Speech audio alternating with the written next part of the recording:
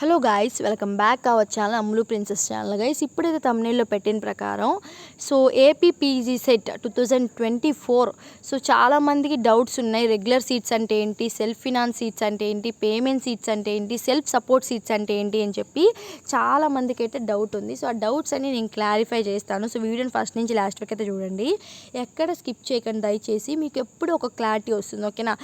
Regular seats అంటే ఏంటి అంటే యూనివర్సిటీలో మనకి ఇవన్నీ కూడా కనపడతాయి. యూనివర్సిటీ లెవెల్స్లో మనకి regular, self finance, payment, self support అని చెప్పి ఇవన్నీ కనిపించేది ఎక్కడ అంటే యూనివర్సిటీ లెవెల్లో మాత్రం ఇవన్నీ కనపడతాయి. అదే ప్రైవేట్ కాలేజ్లో ఇవన్నీ మనకి కనపడవు, ఓకేనా? ప్రైవేట్ కాలేజ్లో ఇవన్నీ మనకి రెగ్యులర్ అని, సెల్ఫ్ ఫినాన్స్ అని, పేమెంట్ అని, సెల్ఫ్ సపోర్ట్ అని ఇలాంటివి ఏమీ కనపడవు. యూనివర్సిటీ లెవెల్లో మాత్రమే రెగ్యులర్ సీట్స్ అని, సెల్ఫ్ ఫినాన్స్ సీట్స్ అని, పేమెంట్ సీట్స్ అని, సెల్ఫ్ సపోర్ట్ సీట్స్ అని మనకైతే కనపడడం అయితే జరుగుతుంది. ఇవన్నీ ఏంటి, అసలు ఏంటి డిఫరెన్స్ ఏంటి అని చెప్పి అడుగుతున్నారు. దాని గురించే చెప్తున్నాను.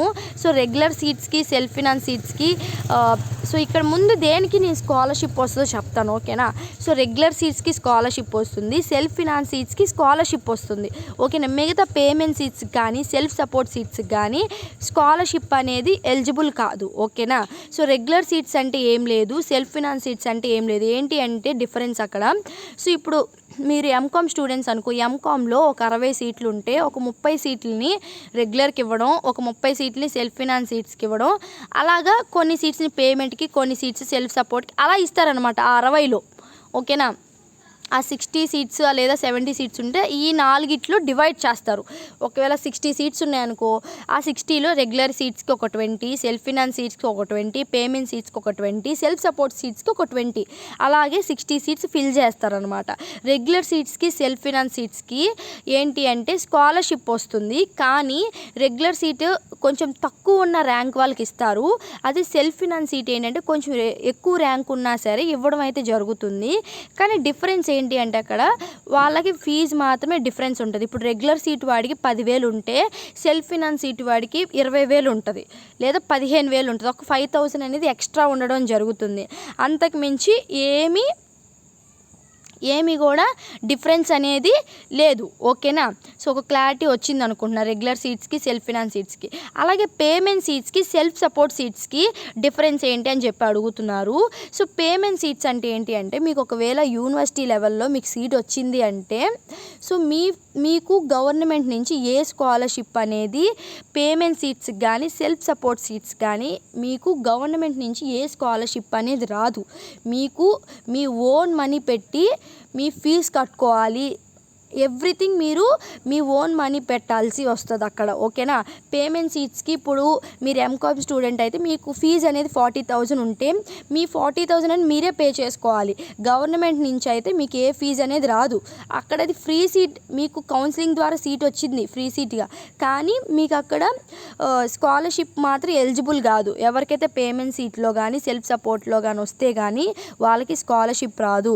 వాళ్ళ ఫీజు అనేది వాళ్ళే పే చేసుకోవాలి, ఓకేనా? స్కాలర్షిప్ వచ్చేది మాత్రం రెగ్యులర్ సీట్స్కి అండ్ సెల్ఫ్ ఫినాన్స్ సీట్స్కి మాత్రమే స్కాలర్షిప్ వస్తుంది, ఓకేనా? పేమెంట్ సీట్స్కి కానీ, సెల్ఫ్ సపోర్ట్ సీట్స్కి కానీ రాదు. దయచేసి గుర్తుపెట్టుకోండి, పేమెంట్ సీట్స్ అయినా, సెల్ఫ్ సపోర్ట్ సీట్స్ అయినా మీ ఫీజు మీరే పే చేసుకోవాలి. గవర్నమెంట్ నుంచి అయితే మీకు ఏది కూడా ₹1 కూడా మీకు రావడం అయితే జరగదు.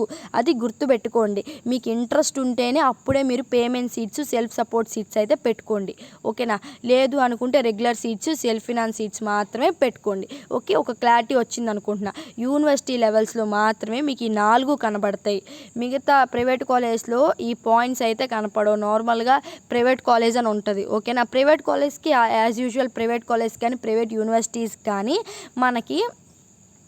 మనకేంటి అంటే ప్రైవేట్ యూనివర్సిటీస్కు చాలామందికి డౌట్ ఉంది. ప్రైవేట్ యూనివర్సిటీస్కి ఏమైనా స్కాలర్షిప్ వస్తుందా అని చెప్పి.